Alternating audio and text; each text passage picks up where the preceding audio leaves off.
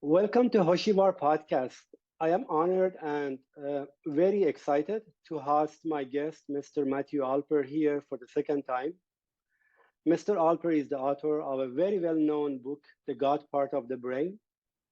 I have summarized this book in the second episode of the Hoshivar Podcast in Farsi. I will include a link in the description of this video in case you want to listen. Also, I would like to give my Iranian audience a news that I'm working on the translation of this book to Farsi. Of course, it goes through the several other steps, finding the best publisher, but I hope the Farsi translation of this book provides even deeper awareness about the concept of the God and the roots of our religiosity and spirituality. During our previous conversation with Matthew, we talked about several topics, including the concept of the God, different interpretation and meaning of the God, and why do we have so many gods. Also, we talk about the brain wiring, the role of genetics, and the lens that most of us have to look at the world around us through this religion lens or spirituality lens. We talk about kind of role of evolution for developing this tendency. Also, we talked about the science, how science works, the superstition, irrational theories, a little bit pseudoscience, but I would like to cover about pseudoscience a little bit more today. Also, we talk about the reality and what's the reality outside and how, as human, we interpret reality. Today, we continue our discussion and try to deep dive to some of these topics as well as the new topics. I would like to cover the concept or the word of neurotheology that Mr. Alper is one of the pioneers and founders of this. I would like to hear about that. We may talk about the roots of morality and part of that maybe intelligent design after that and compatibility of faith and science. If we have time, we can cover this. So Matthew, welcome again to this podcast. Is glad. Do you have anything? Yeah, thank you. Pleasure to be back with you, Mehdi. Thank you. As my first question, what is neurotheology and what scientists and researchers in this field study and what they are aiming to achieve by studying this field? Mm-hmm. So, well, neurotheology, the roots basically, the underlying, I guess, neurophysiology, underlying theological belief. So putting the two words together, it's like sort of brain belief. And essentially what I'm writing about is, how we are compelled by our human brains, by the wiring of our brains, to believe in some version of a theological realm, a spiritual realm, any version of magical thinking, belief in gods, etc., those things that would be covered under theology. As far as what are the goals of the people doing research in the field, I'm not really sure. I think there probably is a mix because I think that here's the thing, because I'm suggesting that we're hardwired to perceive all reality through this particular lens. There are scientists, mathematicians, people who might be rational and logical in every other aspect of how they look at reality, doesn't mean that they still don't see reality through a religious or spiritual lens. One could be obviously a great mathematician, and we'd say, oh, they're so logical, but that doesn't mean that they aren't necessarily also religious people believing in God. A lot of people, to sort of almost contradict my approach and my theories, have often said things like, well, didn't even Einstein believe in God? What, you know more than Einstein? I say Einstein didn't have access to the neurosciences and the fact that we're hardwired to believe in some version of a, theistic reality. And even if he did, he still might believe. So I think that the vast majority of humans are prone to these beliefs. Just because someone has a PhD, just because someone went to med school and learned science, they might be a cardiologist, they might be an expert about the workings of the human heart. there's no reason, no more than they shouldn't also be musical. There's no reason that they shouldn't also be spiritual. It's different, the brain's made up of different compartments, and all of us fall into basically a spectrum within each compartment. Essentially, we fall into some spectrum of either we're 100% there, which is probably close to impossible, or 0% there, which would be the equivalent of almost brain damage. Like everyone, so I say that for all cognitive traits, we fall into a bell curve. So take musicality. The average human has average musical potential. We could go to anywhere on the planet, the jungles of the Amazon, indigenous peoples of every continent, or Western civilizations. And if we were to hum a tune, sing happy birthday amongst a group of children, most of the people in the room would be able to sing along.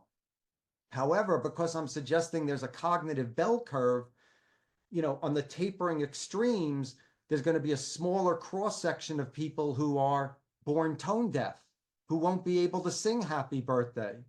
They might get the words out, but they're totally off rhythm and beat. Their tone is off. And then you have people on the other side of the bell curve who are born excessively musical, the kids who sit down at a piano at age 5 and hear Beethoven for the first time and can replicate it. The kind of people who often end up playing in philharmonics. They're musically gifted. So, and this kind of goes into, one of the things that I address in the book, and we didn't get to address in our last time we spoke, was I have a chapter called Why Are There Atheists? Because people say, well, if you're suggesting that we're genetically predisposed as a species to believe in gods, to believe in magical thinking, etc., why are there atheists? It's a very good question. And I applied this notion of the cognitive bell curve. So basically, what I'm suggesting is, though the majority of the human race is born to believe in some version of deities, some version of superstition, of some version of magic, something that gives them faith that there's a transcendental reality out there, perhaps waiting for them after they die. There are those who are born hyper-religious. First thing, there are those who are almost like spiritually tone deaf. They don't get it. They don't care. It doesn't really play a significant role in the way they interpret reality. I've had people write to me and say, I grew up in a very religious, Episcopalian home. We went to church every Sunday. I had siblings who were speaking in tongues. And they're like, ever since I was a child, I didn't get it. I kind of mimicked my family. I would pray. I would try to cry. I would try to rouse myself to passion because my other family members were in tears. And they were like, I sat there just like, I don't get it. And they felt like maybe they were a sinner or somehow like, Satan had gotten into their head. And then they said they read my book and they're like, oh, I get it. It's just, biology at work. I'm not wired that way. Like it could be the equivalent of someone born into a very musical family where the parents are very musical. They have 3 siblings who, every evening they get together and they play their instruments, and one kid just, he doesn't know what he's doing. He can't master an instrument. He can't even sing along. He's tone deaf. So back to the original question, what are scientists trying to achieve who are, let's say, involved in the field of neurotheology? I think there are those who are trying to maybe prove that, oh, well, if the brain's wired this way, maybe it's proof that there's some God. And then there are others who are probably secularists who are saying, oh, great, we now have a means by which to interpret why humans tend to be religious, why humans tend to behave in these, strange, what would seem to a secularist as strange ways, these strange rituals that are enacted the world over. You know, every culture has a birth ritual, a puberty ritual, a marriage ritual, and then a burial ritual, you know, by which we try to imbue the sacred into our physical existences. So I can't speak for what these other scientists might be looking for or trying to prove. I know in my own quest, I was just trying to figure out what's real, what the truth is. You know, there's a great Pascal, the French philosopher Blaise Pascal said, according to the doctrine of chance, you ought to put yourself to the trouble of searching for the truth. For if you die without having worshiped the true cause, you are lost. So that's how I felt. Like, you know, I'm here on this planet for one lifetime. I'd like to use that one lifetime to know what's going on around me. And particularly, am I a spiritual being? Like, is there a ghost in my head? And when my body dies, the ghost is going to float around for all eternity, and I'll be like some version of Matthew, but as a ghost forever and ever. And it's a nice thought. It's enticing to believe that we're not going to die. But I had my doubts, and I think I was skeptical even as a child. And so I put myself to the trouble of trying to figure out what's going on, for better or worse. Now, if it were up to me, I would have loved to prove that there's a spiritual reality, that there's magic in the world, because, you know, after all, who wants to die? Who wants to not exist for all remaining eternity? It's not a particularly pleasant thought. It's pretty bleak, you know? So, but having researched it and, you know, come to the conclusion that it's just the way we perceive reality as opposed to reality itself,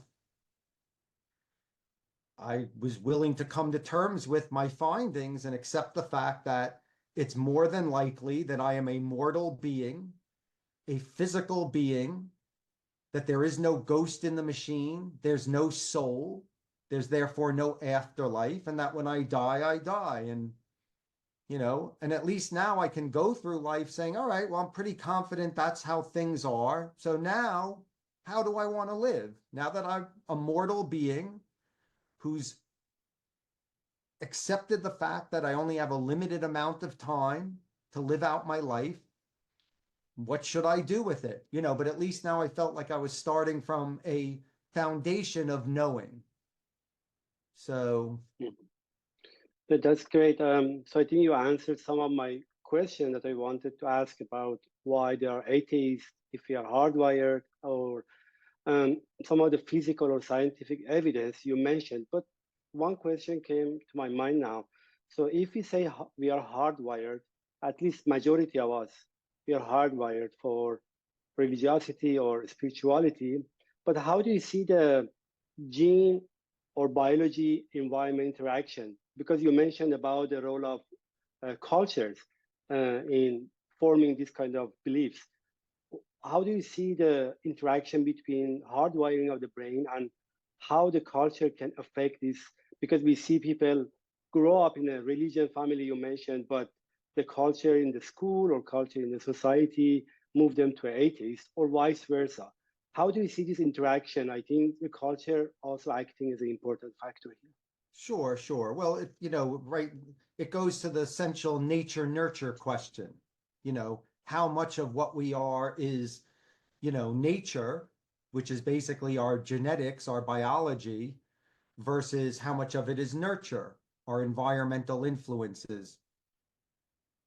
From what I've read, it seems like the scientific community has kind of accepted a almost 50-50 formula.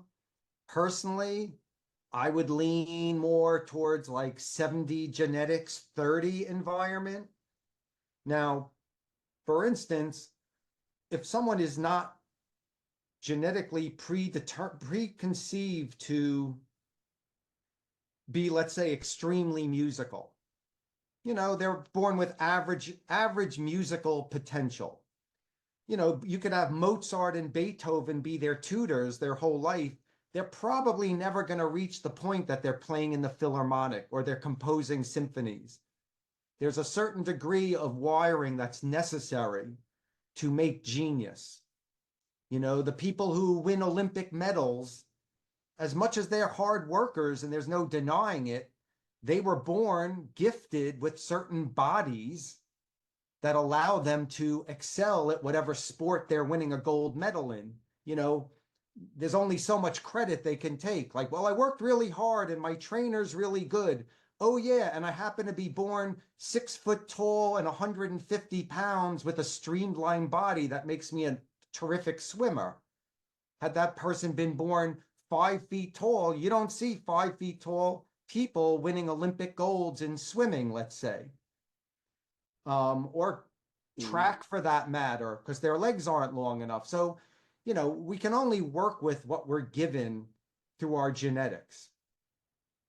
However, of course, there's an environmental influence, and it can push us either way in terms of with any of our cognitive capacities. So with musicality, you know, let's say someone like Mozart was doubly blessed. His father was a musical genius. He probably inherited some degree of that from his dad, on top of which his father was, you know, a taskmaster who was very insistent that he become, you know, proficient at playing every instrument by the time he was 5. So he was composing his own symphonies, I think, by the time he was like 9, you know. So he was influenced to play. Now, as I said, one thing I mentioned in the book is like, if you take the instance of musicality, let's say Mozart had been switched at birth and raised by like indentured servants who were toiling in the fields. Mozart would have never grown to be Mozart. He would have maybe been the guy who whistles really well while working in the fields. And people would have said, wow, that guy's really talented. Have you ever heard him whistle? You know, but he wouldn't have even had access to a harpsichord or a violin or any of those materials by which he was then went on to compose symphonies. So obviously we're all the products of a combination of our natures and our nurtures. And I'm certainly not denying the importance of the influence of our nurturing and our environmental influences. Like I said, you know, I think that the scientific community seems to lean towards a 50-50 split. Personally, I think that the genetics are even more important, and probably play a bigger role. Like I said, even if we're talking about body type, you know, that's genetics. You know, there's nothing we can really do to change that. Now, of course, somebody who was born with a body that could have potentially won an Olympic gold might have been raised by people who were very lazy and just taught the kid to like sit on the couch and watch TV. They're never going to win an Olympic gold, you know. So even though they have the potential, they won't reach it because their nurturing didn't push them in that direction. So, you know, to achieve greatness, you generally need both factors in your favor. So yeah, that's completely, I agree. So recently I discussed with Professor Robert Pluming. He's a behavioral geneticist in UK. He has evidence that all of our psychological traits on average is 50% hereditable. Means we get it from our parents, but some of them are 70%, some of them 30%, but on average. But I think spirituality or our tendency to this is part of our character, how we born, as well as the hardwire theory that you have. Coming back to what you mentioned, so why do you think we would have evolved an adaptation if it is hardwired in our brain? What have been the benefits of being religious or even spiritual, considering the first evidence of spirituality in our Neanderthals like 40,000 years ago or 50,000 in the caves? So what advantage it gave our ancestors that it evolved to hardwire our brains during the last couple of maybe 1,000 years? Well, I wouldn't say 1,000 years. I would say more than it's as old as Homo sapien. Yeah, maybe 100K or 200,000. Exactly. So I have a chapter in the book. You know, you read it, so you're aware. But there's a chapter called The Rationale, and I start the rationale with saying, like, nature doesn't create things for no reason. There had to be a significance, some adaptive advantage, to seeing the world through a spiritual lens. Otherwise, it wouldn't have evolved in us. And it's one of the cruxes of my theory, where essentially what I'm suggesting is that, so I talk about how, when I started thinking like, well, first of all, why of all the species, would humans have this? So what is it? So if I said, what's unique about humans? Looking for a clue as to why we might have evolved this way. I said, well, we have language, we have musicality, we have all of these different traits, we have certain emotional components, shame, guilt. It's possible that other species have versions of shame or guilt. You can sometimes see on a dog's expression, like it knows it did something bad, But, there are varying degrees, but there are certain qualities humans have that no other species does, such as language. And we have parts of the brain that support why we are a linguistic animal. So of all the various traits that humans possess, I think that the one that makes us stand out more than any other is our capacity for self-conscious awareness. Humans are the only self-conscious animal. We're the only animal that uses a mirror as a tool, because we understand. You take a dog or a cat or even a monkey and put it in front of a mirror and it looks around, it's like it's looking at a TV set. It has no idea it's looking at its own reflection. The only other species that can be taught to understand a mirror are chimps. If chimps are left alone in a cage with a mirror, for the first few days, they will act antagonistically towards their own reflection. They'll scream at it, they'll throw things at it, and then in time, they'll start to probably realizing that it's mirroring themselves. And it's really bad. There are pictures of chimps using a mirror as a tool to like pick something out from between their teeth, with like a stick. But besides chimps who can learn to use a mirror, no other creature can. We are conceivably the only animal that has self-conscious awareness. Now, as I discuss the advantage of self-conscious awareness, I believe more than anything, this is what separates us from the other species, because what it gave human beings, unlike any other species, was it gave us the capacity for self-modification. So for instance, if it gets cold, let's say an ice age comes, every other species on Earth has to sit back and passively wait through over the course of, hundreds of generations to develop, let's say, a thicker coat of fur. So the species gets transformed through natural selection.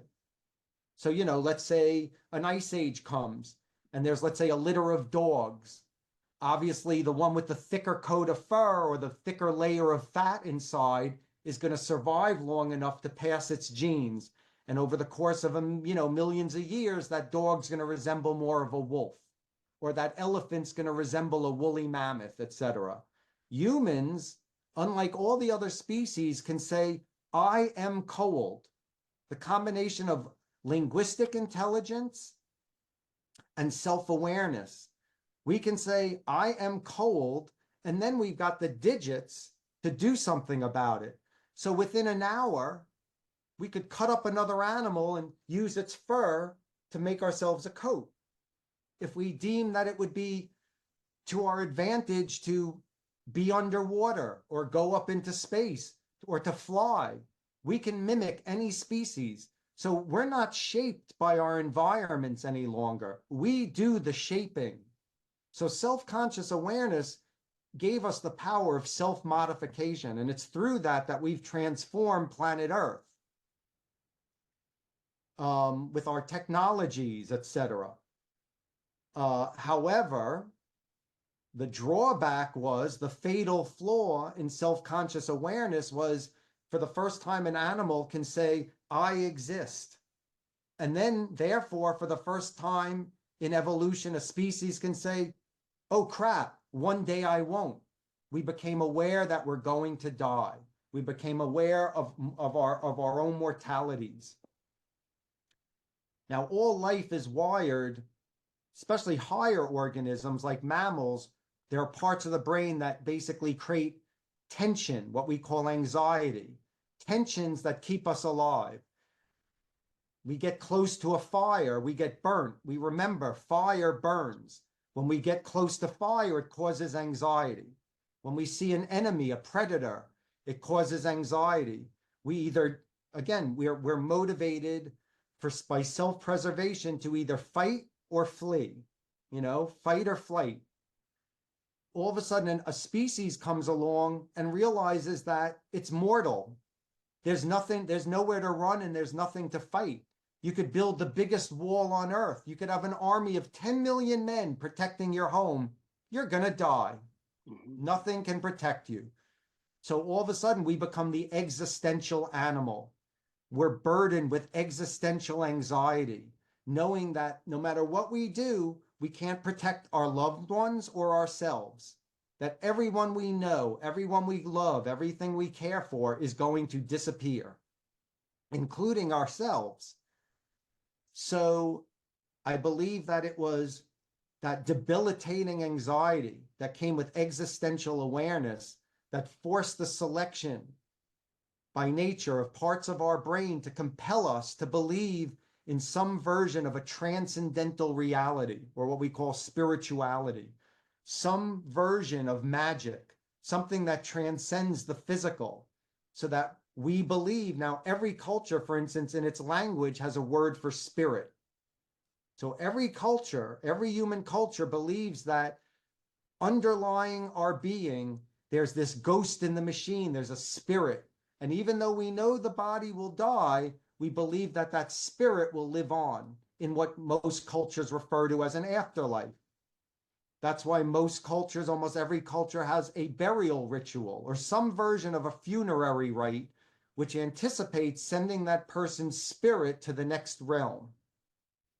So I believe it was as a result of self-conscious awareness, made us the most powerful species on Earth, however, burdened us with awareness of death, and then compelled the evolution of parts of our brain, basically as a coping mechanism, to believe that there's something else, that there's a spirit, that there's some other reality preceding the physical one. And that's the conclusion that I came to as to why nature would have wired us this way. That's fantastic. Thank you. So we can switch the gear a little bit. It's continue the same discussion, but there are two separate topics in the biology, at least to the best of my knowledge. One is the Darwinism. We look at our evolution through the lens of Darwin, like origin of a species, how we evolved. That I think is the main concept that biologists or physicists, they agree. I think there's an animosity about that. And then, but there is another one on the other side, the intelligent design. I'm sure that you have heard about that. And Sure. So as you know, the Professor Michael Behe, who is a biochemist and professor, and started this argument a few decades ago by publishing the book Darwin's Black Box. And since then, has a plethora of articles written about intelligent design, both pro and cons. But what they are saying is the gradual accumulation of this complexity in humans or other animals it cannot be explained through Darwin theory. So there are many scientists that counter-argued about that. But for example, they have some biological system like a blood clotting pathway that it cannot be evolved at the same, gradually, it has to be in place at the same time. So it causes clotting, for example. So they have a theory about a reducibility complex issue.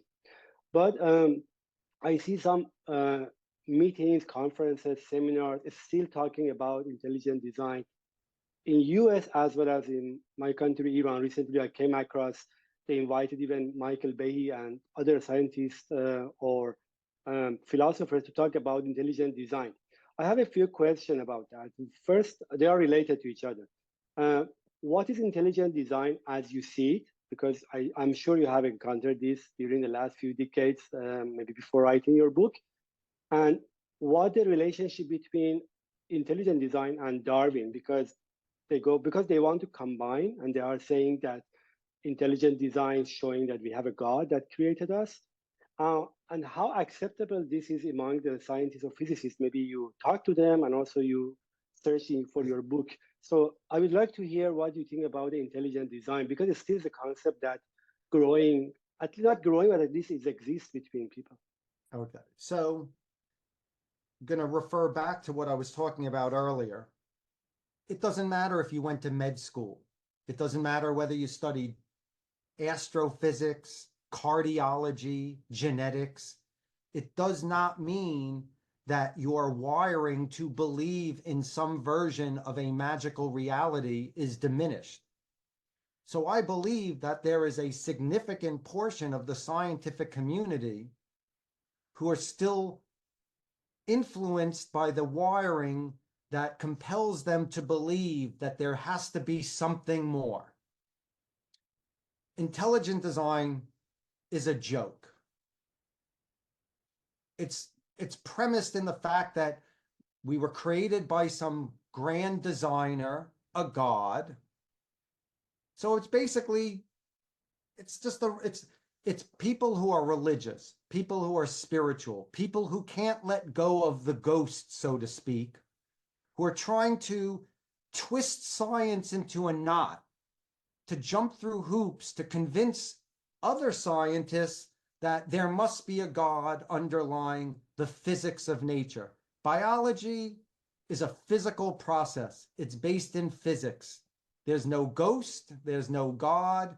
People who are involved in intelligent design are compromised scientists who have not embraced the fact that science is a discipline based in the physics of reality.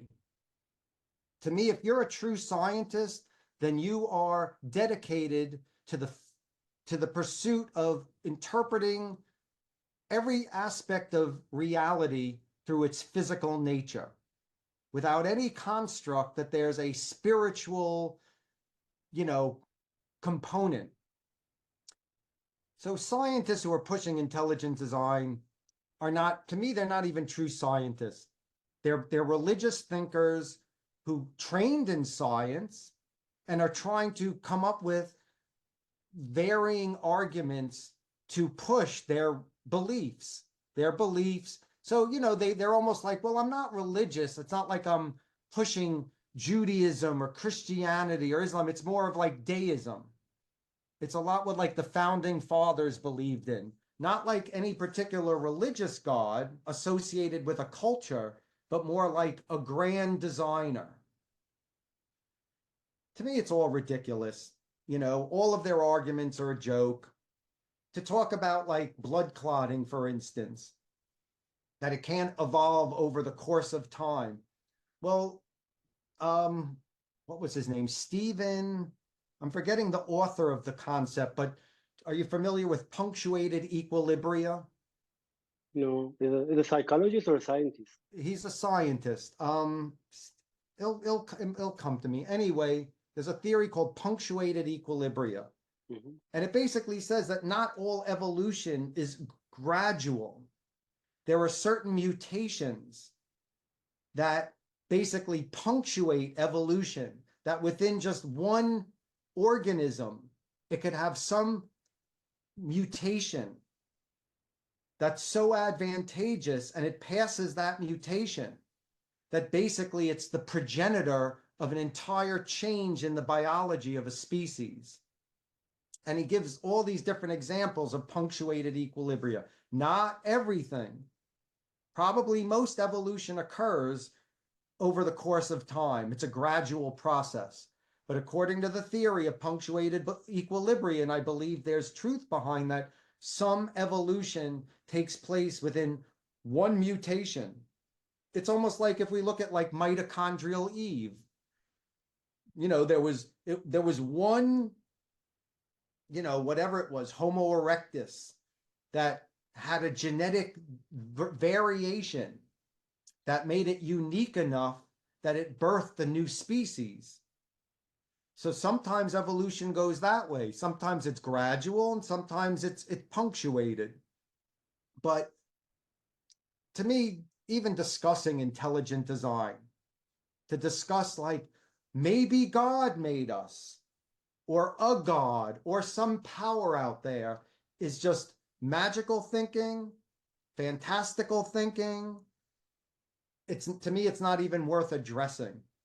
Mm-hmm. So now I want to say in terms of evolution and evolutionary theory, I have to comment on your backdrop, what's behind you. So you have on one side, you know, your standard evolution depiction of evolution, you know, a monkey, pro-simian, standing upright to like, right. But then on the other side of you, you've got devolution. Yes. You've got a man working his way back to monkey, which I think is kind of funny because it's funny. Yeah, just I put it because not thinking that we are going against revolution, just I put it that some people then can behave even worse than animals from the concept of that way. But this is just designed by myself, maybe. Right. So, it's just kind of funny. But in terms of that, you know, Darwin had a saying. He said, "Man, however well behaved, is at best a monkey shaved." Okay, yes. So coming back to Darwinism, so my personal belief is if we really understand the Darwin, really understand the evolution, the genetic, the biology behind it, to me it equals to atheism because you cannot put any God during the evolution. But there are people who want to make Darwinism compatible with religion, compatible with even spirituality. Sure. But what do you think that, because there was a famous quote from Olson or somebody else who said Darwinism equals atheism. So what do you think about this, about like compatibility of Darwin or theory of evolution with religion? I would say that seems reasonably accurate to say that Darwinism is compatible with atheism. I believe that it's possible that someone can believe in evolutionary theory and still believe in some version of magic. But I think if they're applying it to the biology, evolution, they're basically saying, you know, they're taking God out of the formula as to like, how did man get here? You know? So I would say that's a reasonable notion to suggest that Darwinism equals atheism because it takes God out of the formula. You know, every culture has a creationist myth. It's part of the process of religiosity to create a creation myth. It's part of every world's mythology because humans needed to have a sense of like, well, how did we get here? And before we understood the scientific nature of how we got here, of evolution, they came up with fairy tales. So basically, Darwin killed all the fairy tales. He said, no fairies necessary. Basically, it's just the physics of biology. Mm-hmm. So continuing our discussion about evolution, you think humans continue to evolve, means evolution has stopped, or we are under the evolution pressure, like a natural selection in another ways, not as a Stone Age or 100,000 years ago, maybe different way, or you think maybe in the next 100 years, 200 years, are we going to be a different creature in distant future, or what do you think about the role of evolution forming our beliefs, also our body? So what do you think about it? Sure. So as I was discussing earlier, saying that as a result of self-conscious awareness, humans have the power of self-modification. So we've transcended the process of natural selection. There's no environmental influence that's going to change us. Essentially, we are the environment. We make our environments. Our technologies are our environment. Other animals evolve because there's like a change in their environment and they're powerless to do something about it. They, let's say, migrate to somewhere where it's warmer or colder, you know, or there's a predator that they now need to shield against somehow or be camouflaged from. So over the course of millions of years, their coloring perhaps changes. An example like the peppered moth. So there were these moths that lived in the forests of England, and they were white, these white moths, and they lived on birch trees. Birch trees have like white bark. So they were camouflaged. What happened was during the Industrial Revolution in England in the 1800s, the birch trees were getting covered with soot. So what happened? They turned gray. So the birds were now picking off the white moths. They were easy to spot, but because of genetic variation, some of the white moths were a little less white. They were a little more gray. So the ones who were grayer were more likely now to be camouflaged. So over the course of like 30 years, suddenly the forest had transformed to one of white moths to gray moths. So through natural selection, you know, but essentially, you know, that's how other species evolve. You know, they evolve as a consequence of a change in their environment, and then they change as a result. We don't change. We change the environment. So, you know, like, you know, I remember like reading as a kid all of these comic books, these science fiction, pulp science fiction books and comics, where they'd be like, you know, humans in the future, and they'd show these humans with giant heads with veins on them, like, you know, because our heads are going to keep growing because we keep learning more, and our brains are going to get bigger. Our brains aren't going to get bigger. Our brains got bigger. It's called computers. So we don't need our brain to expand. We build computers, and through the computers, our capacity for knowledge is increased. But so all of it's our technology, our evolution will come in the form of technologies, not in biological changes. Yeah, that's a very fantastic angle of view that you have. I have a question. We live both in US, even though America is in many ways one of the most advanced societies on earth, and also one of the developed countries on earth. How might we explain the fact that we are one of the most religious nation on earth? So we have prominent Nobel laureates in different fields of science, and still US lags behind Europe in many aspects of this. Europe maybe already passed that, but maybe you have some arguments why still, I don't know exact percentage, but maybe 50-60% of America maybe still believe in kind of human-like God or whatever like that. But what is the reason or reasons that you think maybe behind this? Mm-hmm. So again, because you read my book, you know, you're probably familiar. There's a chapter in it called "Why is America So Religious? A Biohistorical Hypothesis."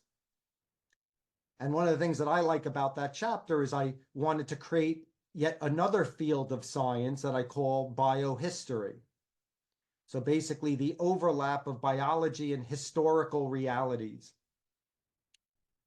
And I also was confounded by the same thing. Here we are in many ways, one of the most advanced societies on earth, and yet we're still bogged down with religious beliefs. You know, I mean, look, it's religion that has been leading the charge in a lot of our political elections. You know, you've got like the Republican Party is constantly pushing Christianity and pushing religion, and even like all of Republican senators, at one point they asked them, which of you believe in evolution? And none of them would raise their hand because they knew they'd lose their constituency. So I thought, how's that possible? You know, and I started looking into our American history. So who founded America? Basically, we were made up of people who were expelled, groups of people who were expelled by Europe because they were persecuted for their religious beliefs. So you had any number of religious groups who basically fled Europe to escape persecutions. So this became like when Europeans realized that there's like a new world. So most of the first colonies of Americans were theocracies. You know, William Penn, who was the founder of Pennsylvania, and I forget what his religion was. It's been a while since I reviewed that chapter, but essentially most of the founding communities of America were based in religious, very religious communities. So I thought, like, okay, again, if we go by that bell curve, who are the people who are the most devout, the most religious, the hyper-religious, you know, who felt persecuted, who felt like they needed their religious freedom, and then fled their continent to go to a new uncharted continent just so they could practice their beliefs freely? Those were the most religious. America was founded by groups of hyper-religious people. So I suggest in the book, I say similar. Imagine like you had an island, and the only people who were allowed to live on the island were musical geniuses, people who either could compose music, who could play music at a very high potential, and they colonized an island. Chances are, between their genetics and their environment, their nurturing, that even 200 years later, that would be a very musical group of people. They would not have, they would not be like the average nation out there. They would still have the genetic roots in them that we could say it'd be more than likely that that would be a very musical group of people. So I believe that because I'm suggesting that religiosity is wired into our genetics, is bound into our genetics, that the founding communities of America, who are hyper-religious people, that there's still an undercurrent of religiosity genetically pushed through our history. That's one of the foundations of this country. Now, this country's also been, you know, based in, because of the Constitution, certain freedoms, freedom of thought, freedom of expression. On that end of the coin, you've given birth to free thinkers, to people who've been able to pursue science and philosophy and the arts and creativity. So in many ways, America is one of the most creative countries on earth.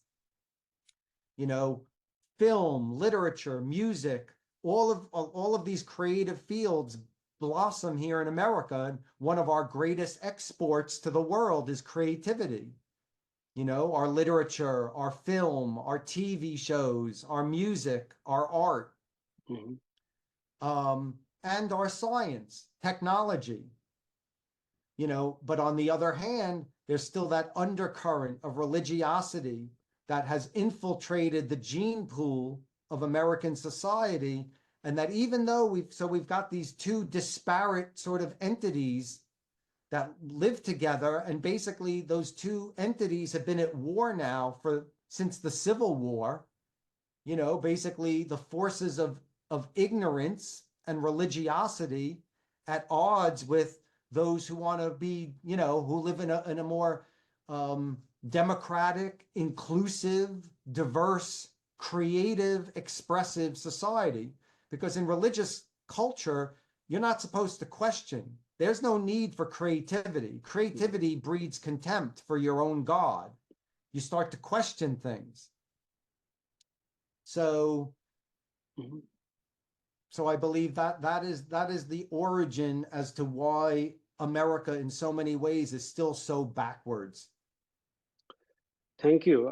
We have many things to discuss, but because of the sake of time, I would like to talk to you about one important topic about morality. Maybe we covered this in our previous episode, but you know that now some neurologists or neuroscientists, some psychologists, they are coming to to the morality field. They want to interpret morality from the angle or the lens of science. But some people that are religion or they're outside of science, they are saying science doesn't have the right or is not eligible to talk about morality, what is moral, what is not moral.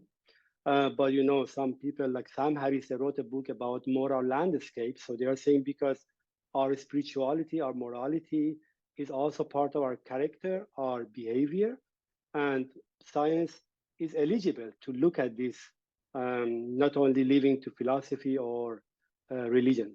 So my question for you, so how would you suggest we best live in a godless world or universe?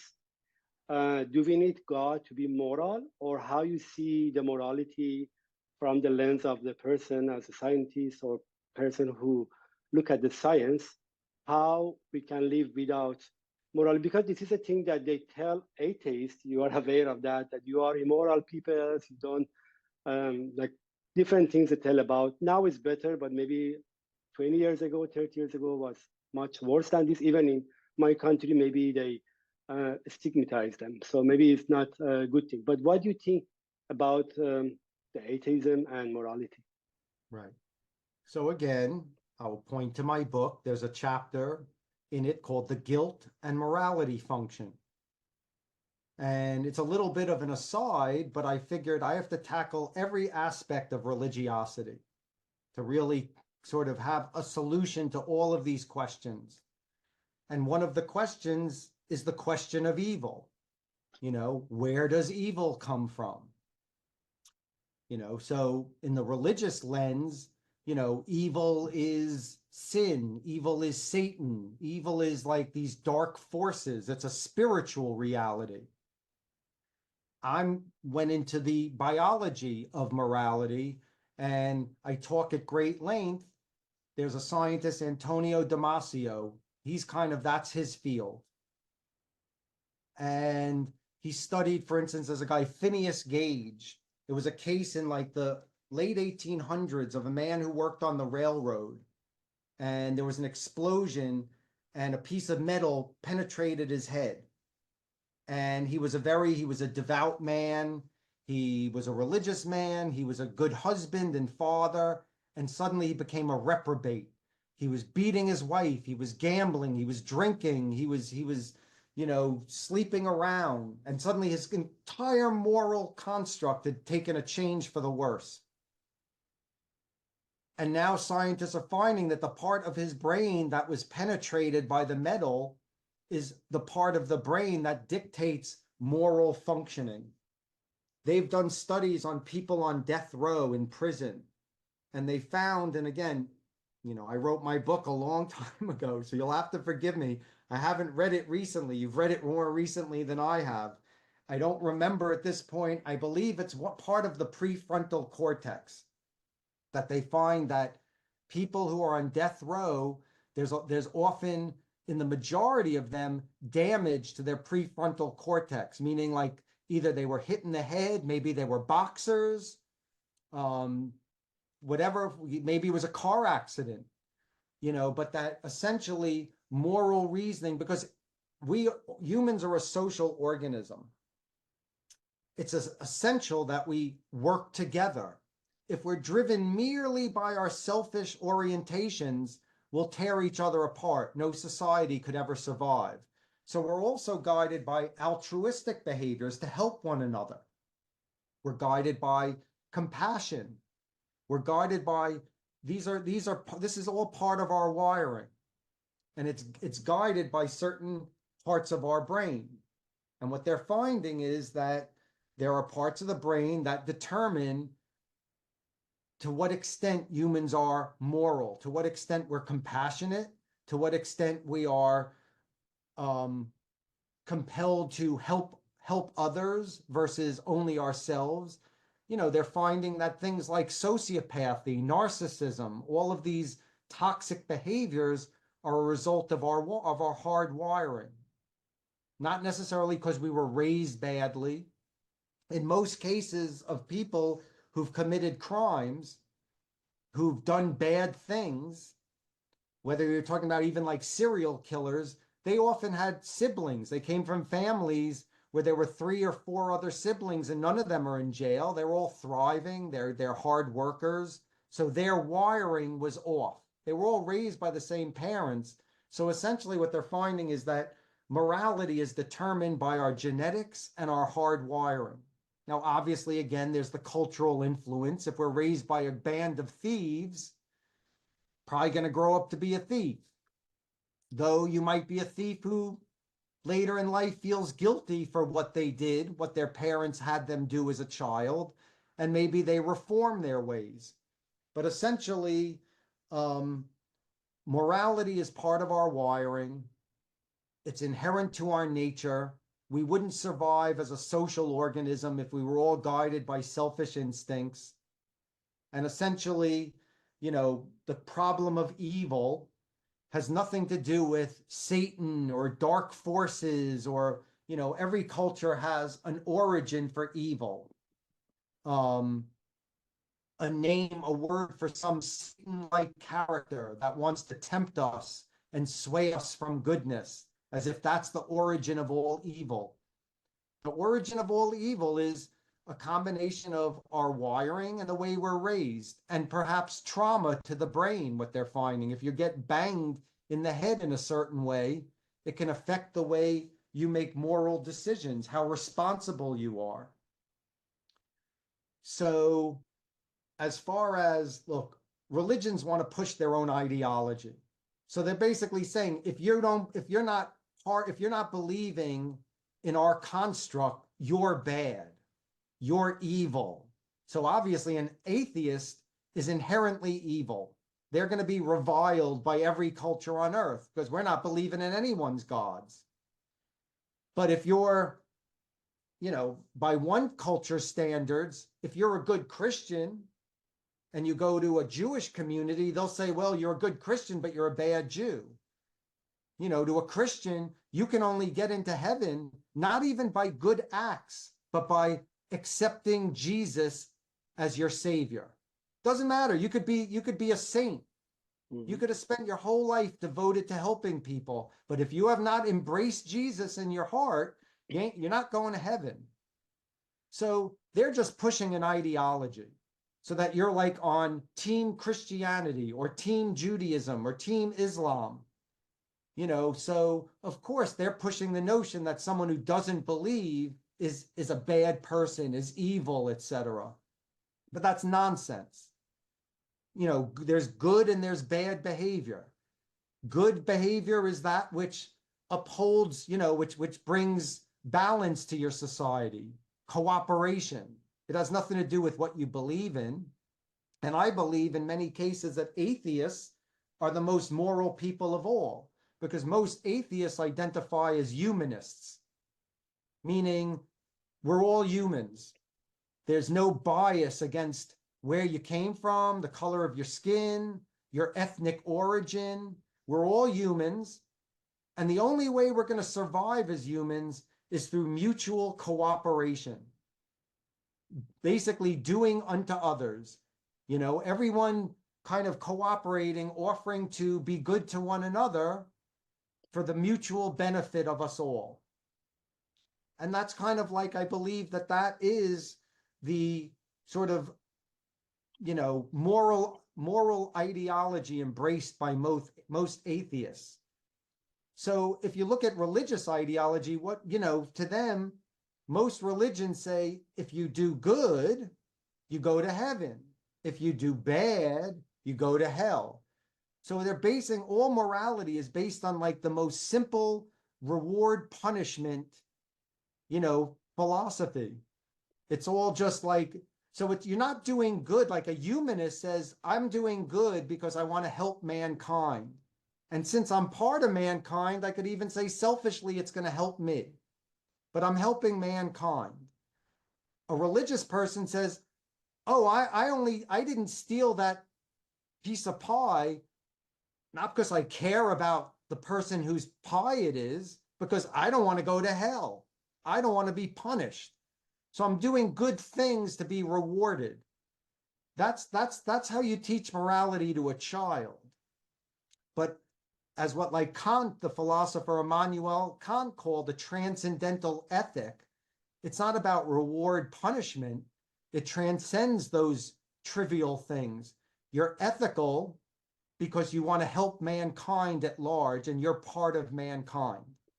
So I believe atheists, again, or at least secular humanists, are probably the most morally inspired individuals out there.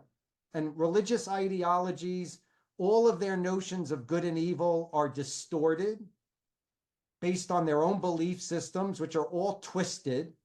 Most religious ideologies are chauvinistic. They push an ideology that men are superior. They push an ideology that if you don't believe in their God, you're evil. So you need to be punished or killed for the mere fact of not believing in their God.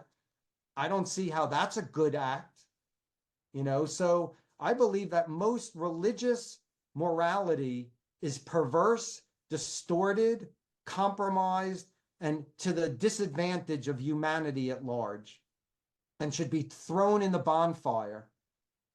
I fully agree with what you said. I recently summarized a book by Victor Stenger. I'm sure you're familiar with him. He passed away like 10 years ago, but the book, A Folly of Faith. I explained that he says that the religion divides people.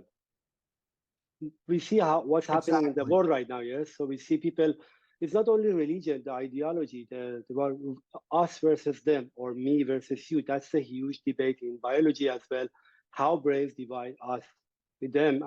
But we as atheists, as you said, we are thinking about humanity. I think this is a morality that deserves having, and we encourage people to free themselves from this ideology that divides people, and we want peace and more humanity in the world. You don't know how I enjoy talking to you. I can continue this for another hour, but I think maybe if I translate your book to Farsi successfully, and maybe we can publish the book, maybe in US or somewhere, or electronically, let's see how it goes. But we can have another session, so we can maybe introduce the book to the Iranians, and then I introduce your book, but nobody could read it because it's in English. Some people they can read, but maybe we can have another session maybe next year or so. Let's see how the translation goes. But you know, I'm always happy to talk with people like you with a sharp mind and innovative mind, and I always learn from you. Terrific. Well, it was a pleasure. It was a pleasure chatting with you again as well. You know, if you feel you have more questions to ask, you can have me on whenever you want. And certainly when, you know, the Farsi translation comes out, I'd be happy to help you promote it in any way that you want. Of course, I may ask you to write a part of it for the new publication. I would absolutely write a foreword for your translation. I will reach to you for that. Thank you so much. I appreciate everybody for watching this. Have a nice evening, Matthew. I hope to talk to you again later. Sounds good. Thank you. Bye-bye. Thank you. Bye-bye. So long. Thank you. Bye-bye.